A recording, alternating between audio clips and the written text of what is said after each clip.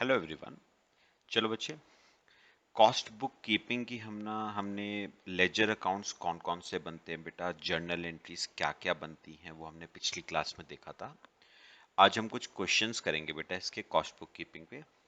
मेरे साथ साथ बच्चे क्वेश्चन नंबर 1 पे आ जाओ। देखो, the following transactions have been extracted from the books of a company.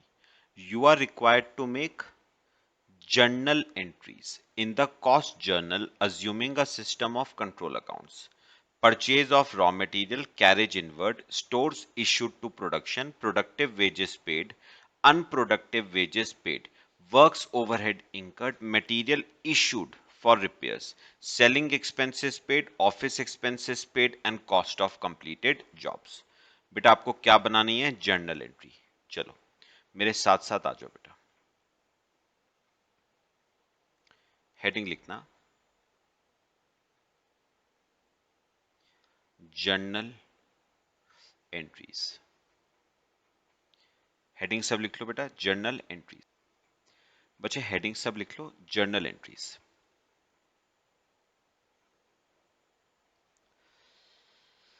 Heading लिख लेना, जर्नल एंट्रीज। चलो करना शुरू करेंगे बेटा, मेरे साथ साथ देखना है। ए पॉइंट देखो बेटा, सबसे पहले है आपने रॉ मटेरियल परचेज किया। बेटा याद करो मैंने कल क्या बताया था। रॉ मटेरियल परचेज किया है तो बेटा स्टोर्स लेजर कंट्रोल अकाउंट आपका डेबिट होगा बेटा, और जनरल लेजर एडजस्टमेंट अकाउंट क्या होगा? क्रेडिट। तो एंट्री बन गई बेटा stores ledger control account debit to general ledger adjustment account 4,50,000। Narration being raw material purchased, being raw material purchased. ठीक है बेटा। अच्छा इसके बाद बच्चे आपने कैरेज इनवर्ड्स पे कराए 3,200। बेटा कैरेज इनवर्ड जो पे होता है वो परचेजेस पे पे होता है बेटा, और कैरेज इनवर्ड परचेज की कॉस्ट को बेटा क्या करता है? बढ़ा देता है। ठीक है, तो आप इसकी बेटा क्या एंट्री करोगे? Stores ledger control account debit, है ना बेटा। तो बेटा कायदे में देखा जाए ना, तो कायदे में आपने मटेरियल 4,50,000 का नहीं परचेज करा, 4,50,000 प्लस 3,200 का बेटा आपने मटेरियल कायदे में परचेज किया है to general ledger adjustment account. Cash तो बनता नहीं ना, कैश की जगह क्या आ जाएगा? General ledger adjustment. Being carriage inwards paid, being carriage inwards paid.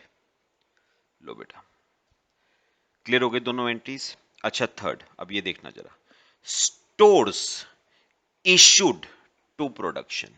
बेटा मैं आपसे एक बात पूछूंगा, आपने स्टोर्स इशू करे। स्टोर्स इशू मतलब आपने बेटा मटेरियल इशू करा।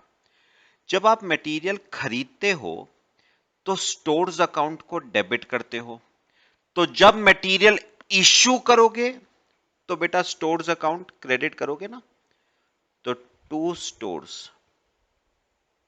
Laser control account 2,50,000।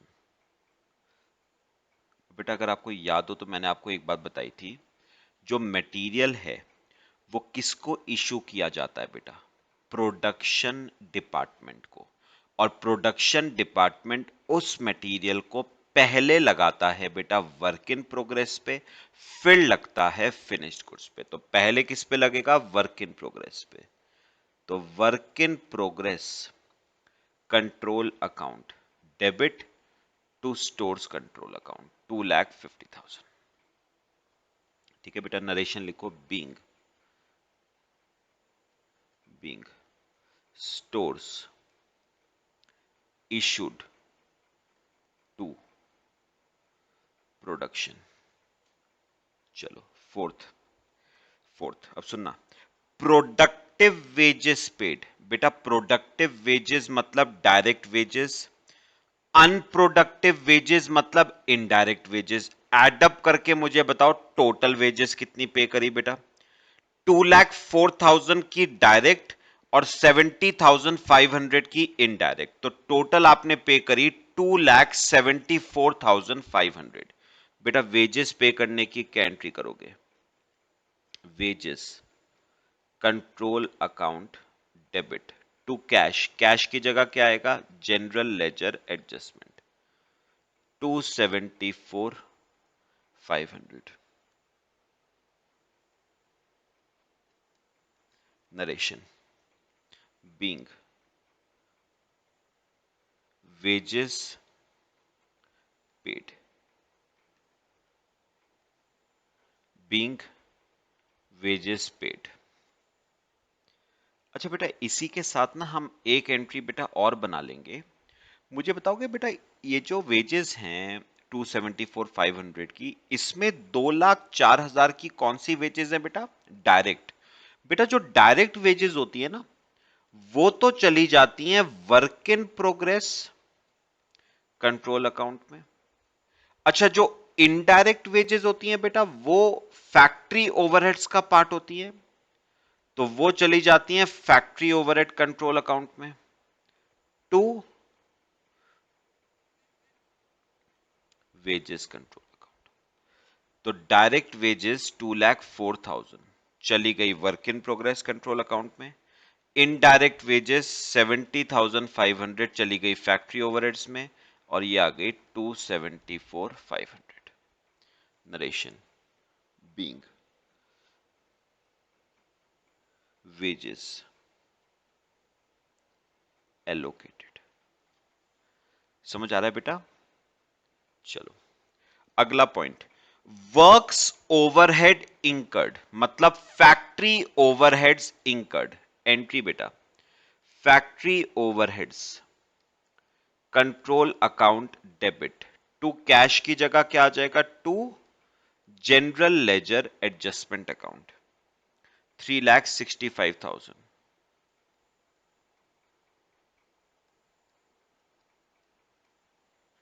Being factory overheads incurred, being factory overheads incurred। ठीक है लो बच्चे। अच्छा अगला, अगला मटेरियल इशूड फॉर रिपेयर्स। बेटा एक बात बताओ, जब आप मटेरियल परचेज करते हो तो स्टोर्स को डेबिट करते हो, अब वही मटेरियल जब इशू करोगे बेटा तो स्टोर्स क्रेडिट हो जाएगा ना, तो to stores ledger control account 2,100। बेटा बताओगे मटेरियल किस पर्पस के लिए इशू हुआ? बेटा रिपेयर्स के लिए, एंड बेटा repairs are related to factory overheads, तो factory overheads control account debit 2,100 to stores control account being material issued for repairs, being material issued for repairs। चलो बेटा अगला, selling expenses paid office expenses paid. बेटा इनकी entry एक साथ कर देते हैं, क्या एंट्री होगी? Selling overheads control account debit office overheads control account debit to cash. Cash की जगह क्या आ जाएगा? To general ledger adjustment account 11,000 के सेलिंग ओवरहेड्स, 4,200 के office overheads, total 15,200। Narration being overheads incurred, being overheads incurred। ठीक है बेटा, दोनों मैंने एक साथ बना दी। और लास्ट बेटा ये सुनना जरा, कॉस्ट ऑफ कंप्लीटेड जॉब्स। बेटा कंप्लीटेड का मतलब क्या होता है? फिनिश्ड। और जॉब्स का मतलब बेटा क्या होता है? गुड्स। तो बेसिकली उसने कहा है इतने कॉस्ट के फिनिश्ड गुड्स इस साल प्रोड्यूस हुए, 12,15,000 कॉस्ट के फिनिश्ड गुड्स क्या हुए? प्रोड्यूस। बेटा आप सुनना, मुझे बताओगे बेटा कौन सी चीज फिनिश्ड गुड्स में कन्वर्ट होती है? वर्क इन प्रोग्रेस कन्वर्ट होता है ना फिनिश्ड गुड्स में, तो इसकी एंट्री बनेगी बेटा finished goods control account debit. बताओ कितने के फिनिश गुड्स प्रोड्यूस हुए? 12,15,000 के। To work in progress control account 12,15,000। Narration being finished goods produced. लो बेटा, ये आपके बच्चे सारी जर्नल एंट्रीज हो गई क्वेश्चन नंबर 1 में। हो गया सबका? चलो बेटा कॉपी कर लो इसे, फिर हम आगे चलते हैं। क्वेश्चन नंबर 2 करेंगे, वो भी छोटा सा क्वेश्चन है।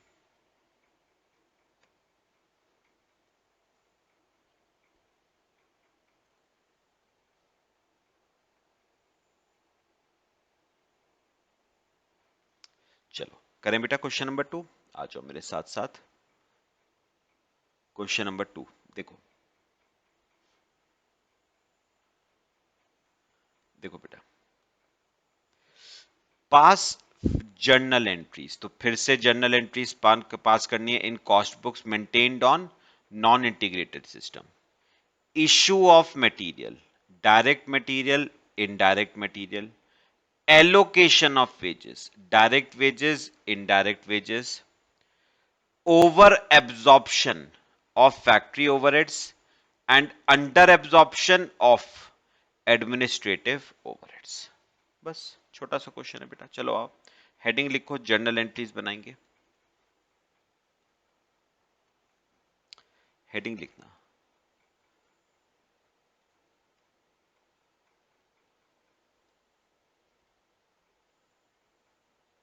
Journal entries.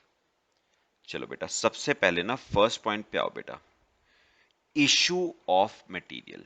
बेटा एक बात याद रखना, मटेरियल इशू बाद में होता है, पहले मटेरियल बेटा परचेज होता है। तो पहले खरीदोगे फिर ही तो इशू करोगे ना। एडअप करके बताना बेटा कितने का मटेरियल परचेज हुआ होगा। 5.5 लाख का डायरेक्ट और 1.5 लाख का इनडायरेक्ट, मतलब टोटल 7 लाख रुपए का मटेरियल परचेज हुआ है बेटा। तो पहले तो परचेज की एंट्री करो, stores ledger control account debit to general ledger adjustment account 7 lakh. ये एंट्री तो हो गई बेटा मटेरियल परचेज करने की, बीइंग मटेरियल परचेज्ड। ये तो हो गई परचेज करने की एंट्री। चलो अब करेंगे बेटा इशू की एंट्री। मुझे बताओ 7 लाख का मटेरियल खरीदा था, उसमें से 5.5 लाख का तो है डायरेक्ट मटेरियल। जो डायरेक्ट मटेरियल है वो तो चला जाएगा work in progress control account में, 5,50,000। ठीक है। अच्छा, जो इनडायरेक्ट मटेरियल है बेटा वो किसका पार्ट होता है? फैक्ट्री ओवरहेड्स का। तो इनडायरेक्ट मटेरियल चला जाएगा फैक्ट्री ओवरहेड कंट्रोल अकाउंट में। कितना? 1,50,000 to stores control account, to stores control account 7 lakh. और बेटा नरेशन आ जाएगी, बीइंग मटेरियल इशूड,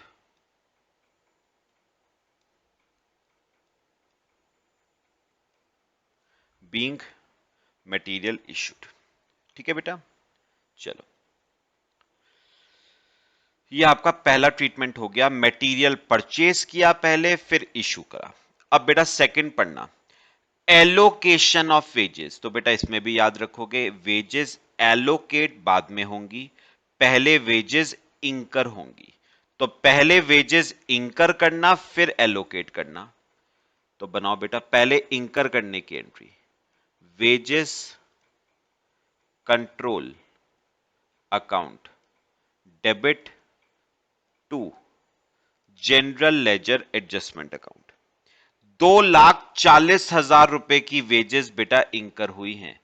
इसमें डायरेक्ट भी आ गई और इनडायरेक्ट भी। Narration being wages incurred. अब बताओगे बेटा, अब करते हैं एलोकेट। 240 में से जो डायरेक्ट वेजेस थी बेटा वो तो चली जाएंगी directly work in progress control account में, 2 लाख रुपए। जो इनडायरेक्ट वेजेस हैं बेटा वो कहां जाएंगी, फैक्ट्री ओवरहेड्स कंट्रोल अकाउंट में 40,000 to wages control account 2,40,000 being wages allocated, being wages allocated। बात बताओ बेटा, समझ आई सबको? पक्का? अच्छा, अब लास्ट पार्ट पे आओ बेटा क्वेश्चन का, over absorption of factory overheads. करे बेटे, चलो। ओवर एब्जॉर्प्शन है फैक्ट्री ओवरहेड्स का। अच्छा, अगर आपको याद हो ना तो बेटा ओवर एब्जॉर्प्शन कॉस्टिंग पीएल में बेटा बाय साइड पे आता है। तो कॉस्टिंग पीएल में बाय साइड पे आएगा तो फैक्ट्री ओवरहेड्स में टू साइड पे आएगा, मतलब इसकी एंट्री बन जाएगी बेटा ओवर एब्जॉर्प्शन की, factory overheads control account debit to costing profit and loss account. कितना है ओवर एब्जॉर्प्शन? 20,000 का। Being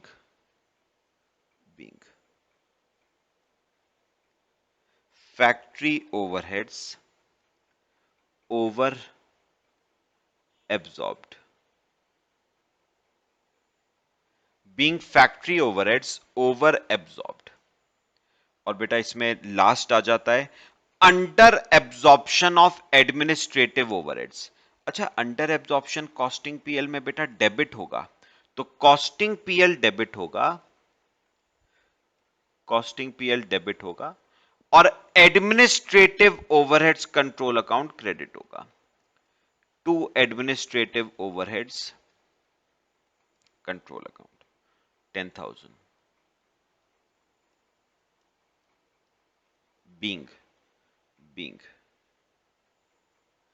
administrative overheads under absorbed.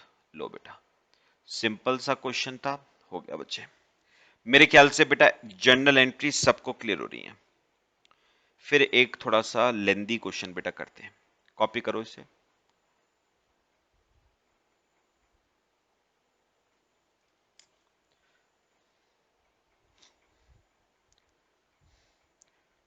कर लिया बेटा? चलो आ जाओ, क्वेश्चन नंबर 3। थोड़ा सा बेटा लेंदी क्वेश्चन है, देखना जरा। देखो, as on 31st March 2009, following balances existed in the firm's cost ledger that is maintained separately on double entry basis।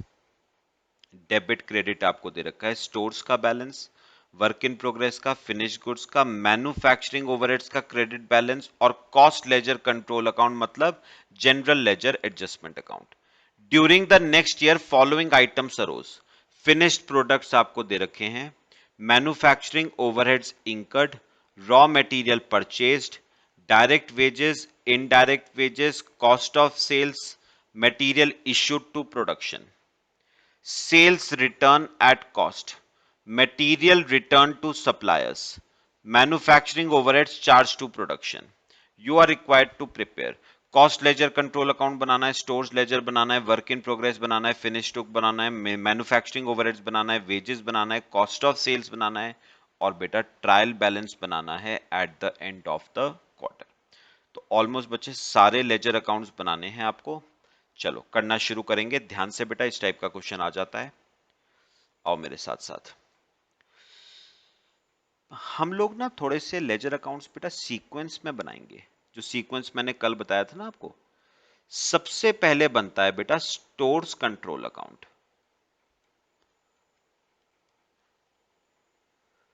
सबसे पहले बेटा स्टोर्स कंट्रोल अकाउंट, ठीक है बनाओ। फिर बेटा स्टोर्स के बाद बनता है वेजेस कंट्रोल अकाउंट।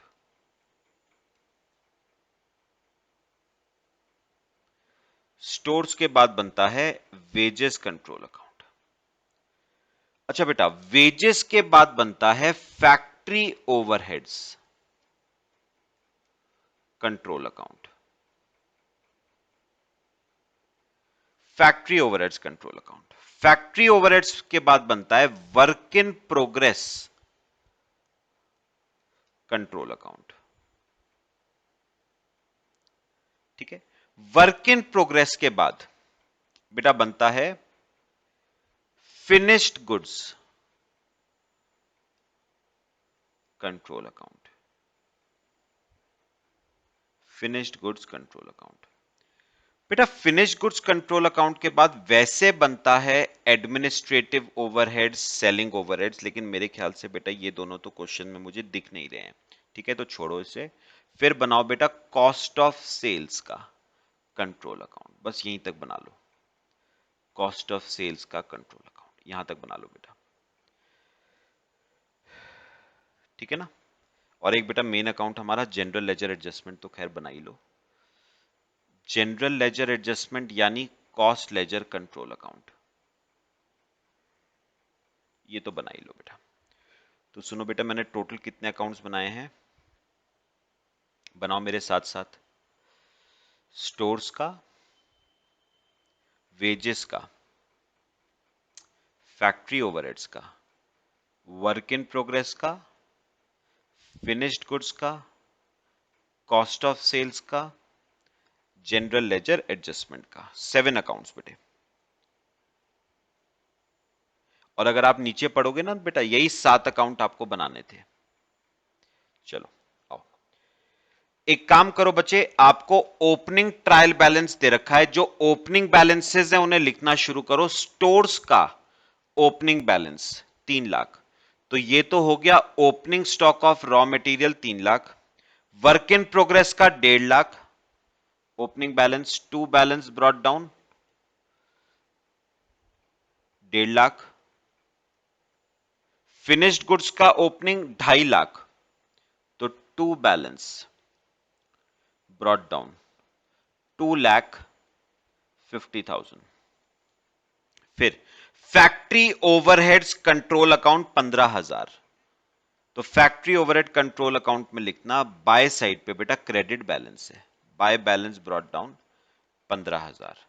और कॉस्ट लेजर कंट्रोल अकाउंट मतलब जनरल लेजर एडजस्टमेंट अकाउंट का opening by balance brought down 6,85,000।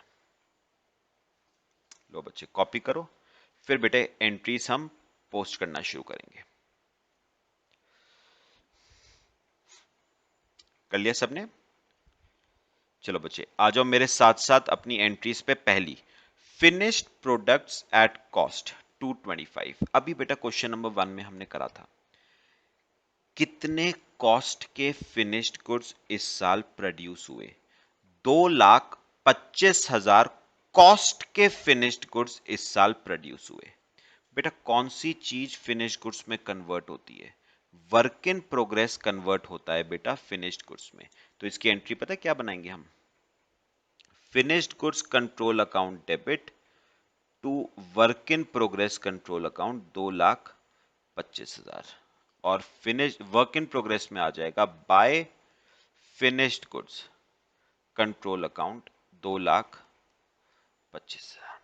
ठीक है बेटा, फिर मैन्युफैक्चरिंग ओवरहेड्स इंकर्ड, मतलब factory overheads incurred, entry factory overheads control account debit to general ledger adjustment account 85,000, और general ledger adjustment में आ जाएगा बेटा by factory overheads control account 85,000।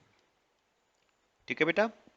फिर रॉ मटेरियल परचेज्ड, अच्छा रॉ मटेरियल परचेज्ड की बेटा क्या एंट्री करेंगे, stores control account debit to general ledger adjustment account 1,25,000, और जनरल लेजर एडजस्टमेंट में आ जाएगा बेटा बाय स्टोर्स,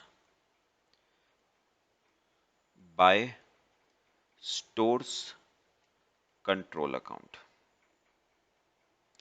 1,25,000। ठीक है। अच्छा अगले दो पॉइंट बेटा मुझे एक साथ बताना, डायरेक्ट वेजेस पे करी 40 और इनडायरेक्ट वेजेस पे करी 20, तो टोटल आपने 60 की वेजेस पे करी, एंट्री करो वेजेस कंट्रोल अकाउंट में, wages control account debit to general ledger adjustment account 60। अच्छा इसमें से 40 क्या है, डायरेक्ट वेजेस, जो डायरेक्ट वेजेस हैं वो तो जाएंगी work in progress control account में 40, और जो इनडायरेक्ट वेजेस हैं वो कहां जाएंगी, फैक्ट्री ओवरहेड्स कंट्रोल अकाउंट में 20। तो direct wages work in progress में, work in progress to wages control account 40, और जो इनडायरेक्ट वेजेस हैं वो फैक्ट्री ओवरहेड्स में टू वेजेस कंट्रोल अकाउंट 20।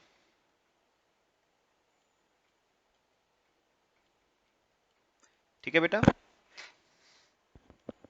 चलो फिर कॉस्ट ऑफ सेल्स 175, बेटा ये कॉस्ट ऑफ सेल्स कहां से प्रोड्यूस होता था बेटा, फिनिश गुड्स से, है ना, फिनिश गुड्स की ही तो सेल होगी आगे, तो यहां पर लिखोगे by cost of sales control account 175,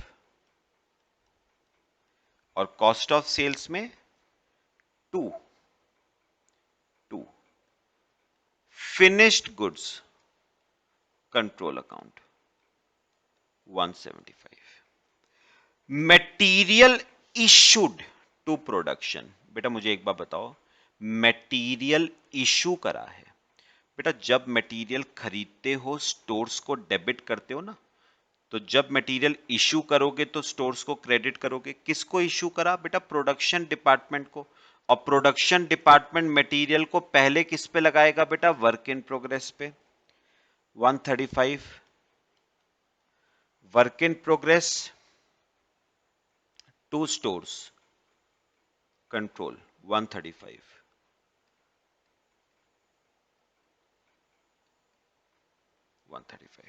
फिर है बेटा सेल्स रिटर्न एट कॉस्ट 9,000। अब ये सुनना बेटा, ये सुनना बेटा, ये ना नॉर्मल सेल रिटर्न नहीं है, क्योंकि नॉर्मली जो सेल रिटर्न होती है वो बेटा कॉस्ट पे नहीं होती है, नॉर्मली जो सेल रिटर्न होती है वो सेलिंग प्राइस पे होती है।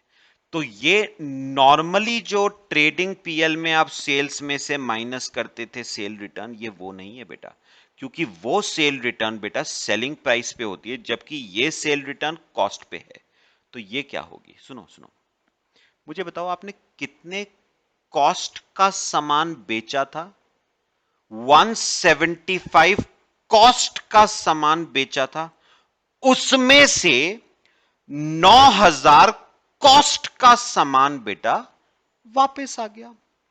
तो रिटर्न की एंट्री तो हमेशा बेटा रिवर्स ही होती है ना, तो कितने कॉस्ट का सामान बेचा था 175, उसमें से 9,000 कॉस्ट का सामान बेटा वापस आ गया, तो finish goods debit to cost of sales control account, entry को रिवर्स कर दिया बस, और cost of sales control account में by finished goods control account 9,000। समझ आ रही है बात। और लास्ट आता है बेटा, second last, material returned to supplier 13,000, वही सेम बात बेटा, परचेज रिटर्न मुझे एक बात बताओ बेटा, जब आप मटेरियल खरीदते हो तो क्या एंट्री बनाते हो? स्टोर्स डेबिट टू जीएलए, और जब रिटर्न करोगे तो reverse entry, GLA debit to stores. तो by general ledger adjustment account 13,000 रुपए, और जनरल लेजर एडजस्टमेंट में आ जाएगा बेटा to stores,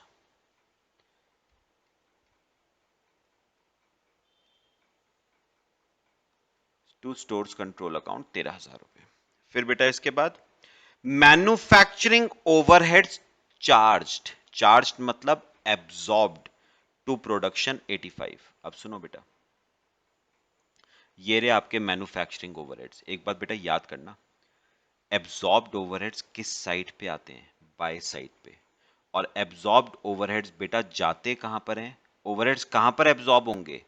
work in progress control account में। कितने? 85,000।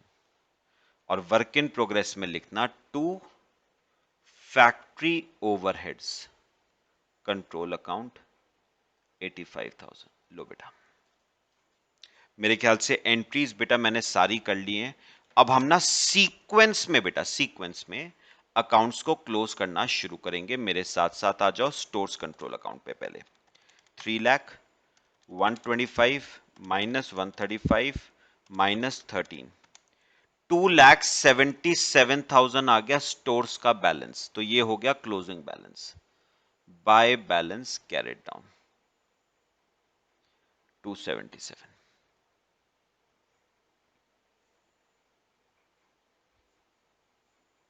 ठीक है बेटा, चलो ये आपका स्टोर्स का बैलेंस हो गया, स्टोर्स अकाउंट क्लोज। वेजेस बेटा ऑलरेडी क्लोज्ड है।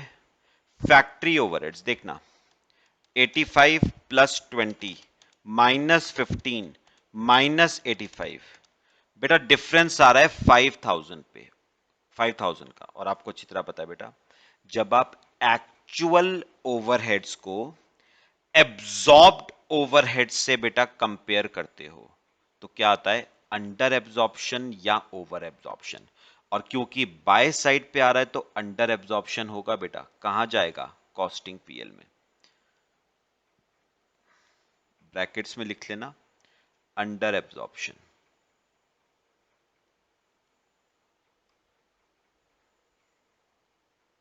चलो बेटा, वैसे उसने ना कॉस्टिंग पीएल आपको बनाने को कहा नहीं था, लेकिन बेटा हम बना लेते हैं। बना लो एक costing PL account.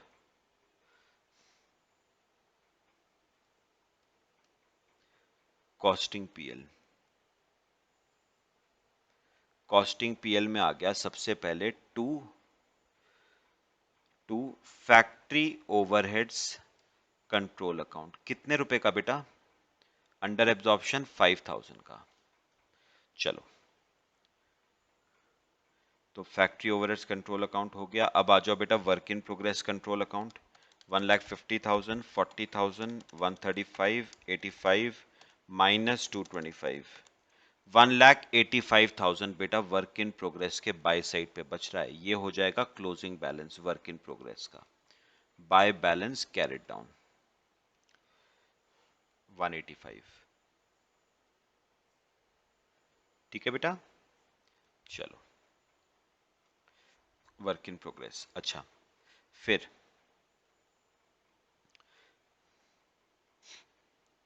Finished goods, इसका भी निकालो। 2,50,000, 225, 9,000 माइनस 175, 3,09,000। ये आ गया फिनिश्ड गुड्स का closing balance. Bye balance carried down 3,09,000। ठीक है बेटे, चलो कॉस्ट ऑफ सेल्स बेटा, अगर आपको याद हो तो ये कॉस्ट ऑफ सेल्स आपकी ट्रांसफर होती थी कॉस्टिंग पीएल में। तो ट्रांसफर कर दो इसे बाय कॉस्टिंग पीएल 1,66,000, और कॉस्टिंग पीएल में आ जाएगा टू कॉस्ट ऑफ सेल्स 1,66,000। फिर कॉस्टिंग पीएल क्लोज करो। जो बैलेंस आ रहा है उसे जनरल लेजर एडजस्टमेंट अकाउंट में ट्रांसफर कर देना 1,71,000।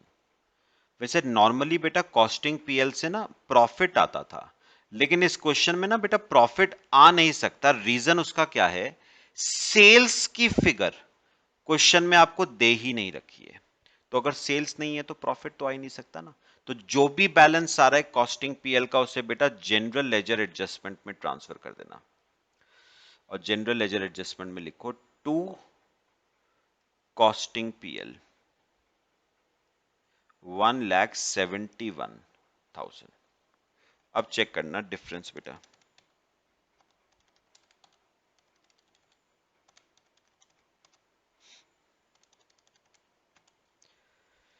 बेटा चेक कर लेना कुछ रह तो नहीं गया मेरा। वेजेस रह गई है ना, बाय वेजेस कंट्रोल अकाउंट। कितने रुपए की वेजेस दी थी बेटा, 60,000 की, वो रह गई ना।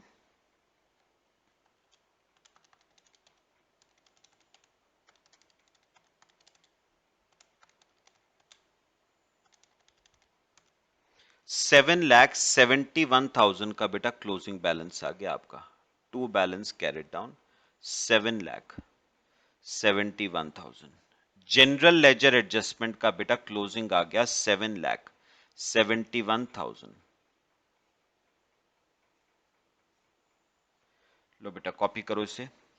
और बेटा लास्ट स्टेप जो इसने उसने इस क्वेश्चन में पूछा था वो था ट्रायल बैलेंस। आपको ट्रायल बैलेंस बनाना है क्लोजिंग। चलो बनाते हैं। हेडिंग लिखो ट्रायल बैलेंस। 3 कॉलम बनाना, पर्टिकुलर्स का, डेबिट का और क्रेडिट का। एक काम करो चलो, किस किस का बैलेंस आएगा ट्रायल बैलेंस में। स्टोर्स लेजर कंट्रोल अकाउंट का बैलेंस आएगा बेटा, work in progress control account का आएगा, फिनिश्ड गुड्स कंट्रोल अकाउंट का आएगा, और मेरे ख्याल से बेटा जनरल लेजर एडजस्टमेंट अकाउंट का आएगा। चलो देखो कितना कितना आएगा। देखो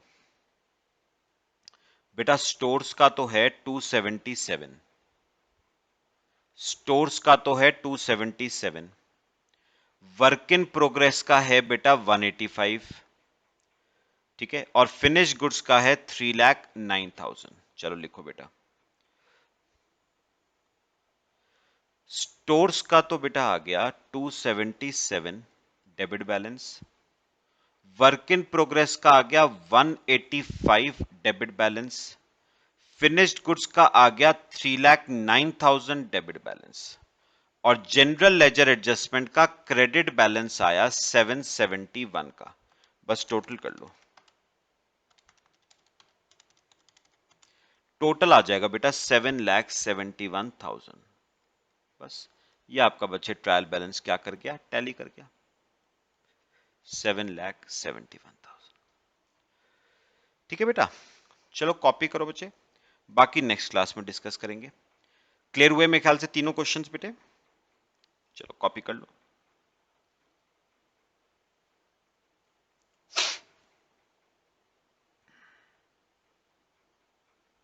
तो टोटल आ जाएगा 7,71,000।